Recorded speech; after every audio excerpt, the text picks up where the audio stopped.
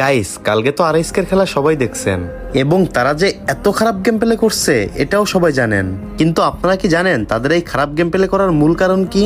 জানি সবার উত্তরটা থাকবে ভাই জানি না। তো চলেন তাদের খারাপ খেলার মূল কারণটা কি আমি আপনাদের বলি।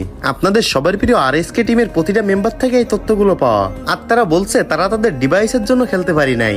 আপনারা হয়তো অনেকেই জানেন না, বড় বড় স্পোর্টসে কিন্তু নিজেদের পার্সোনাল ফোন দিয়ে গেম প্লে করতে দেয় না।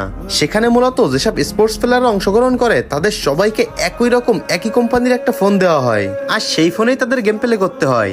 আর এই নতুন ফোনে গেম খেলার কোনো ধরনের এক্সপিরিয়েন্স কিন্তু আরএসকে টিমের ছিল না। তো এবার আপনাদের অনেকের প্রশ্ন হতে পারে, ভাই আরএসকে যদি এক্সপিরিয়েন্স না থাকে তাহলে অন্য কোনো টিমেরও তো এক্সপিরিয়েন্স থাকবে না। কিন্তু না গাইস, অন্য দেশের প্লেয়াররা তাদের দেশের বড় বড় কোম্পানি থেকে যে ফোনটা দিয়ে গেম প্লে করা হবে সেই ফোনের স্পন্সর অনেক আগে থেকেই পেয়ে যায় এবং মোটামুটি একটা ভালো সময় ধরে প্র্যাকটিস করে সেই ফোনের সেটিং এবং সেন্সিটিভিটি সম্পর্কে ভালো একটা জ্ঞান হয়ে যায়। কিন্তু আমাদের সবার প্রিয় আরএসকে টিম বাংলাদেশ থেকে কিন্তু এই ধরনের কোনো প্রকার সাপোর্ট পায় নাই। তারা এত বড় টুর্নামেন্টে গিয়ে এত ভালো ভালো প্লেয়ারের সামনে নতুন ফোন দিয়ে একদিন প্র্যাকটিসে কেমনে পারবে বলেন?